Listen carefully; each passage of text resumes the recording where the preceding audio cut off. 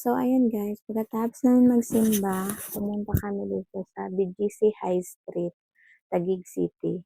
Pumunta kami dito kasi may bibilihin yung anak ng amo ko dito sa Flying Tiger. Ayan, oo, ang Flying Tiger.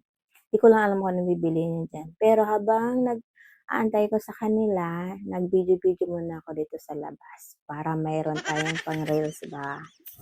Tapos, papakita ko sa inyo kung gaano kalawak ang high street. Pwede kang magdala ng bata dyan kasi pwedeng maglaro, pwedeng tumambay. Pag hapon maganda yan dyan kasi yung fountain dito, oh, may ilaw yan eh. Kasi nag-iiba-iba yung ilaw niya pag gabi. Ayan na may light na sa taas. Paskong-pasko na dyan pag gabi. Maganda, tingnan niyo.